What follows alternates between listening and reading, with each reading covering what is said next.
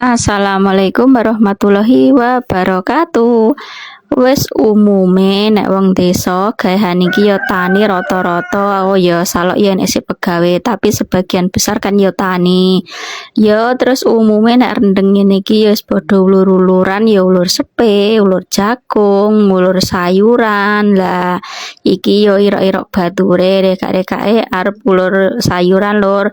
Ulur kacang ngono kae nek bayem kemiter iki wis thukul dhewe kebonan wis kebak lho. Enake nek nang desa ya kuwi lur, nek arep masak sayuran nek rendeng ngene iki wis ora usah tumbas, golek kebone akeh thukul dhewe. Kuwi nek trimo nek maem sayuran.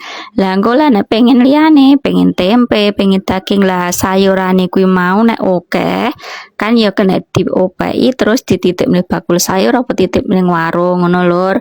Lah wis skip wae tok nih gawe nggon kacene laren sik lho. Menune iki engko ceritane lalapan ngene iki lur. Lah lalapane terong ijo karo timun disambelne.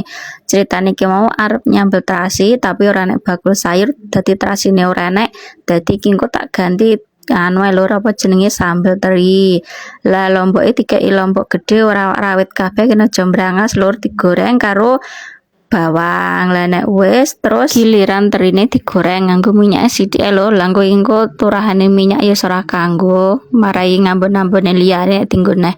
Lah langsung wae lomboke diulek nek wis lembut dikeki apa kuwi jenenge gula kuwi mau kaya aja lali garam penyedap rasane. Lah nek wis lembut apa jenenge lomboke terus terine digoreng garing ini iki ya lur terus di worgros. Ngene iki nek tambah segane sego diwono tambah mantep lur.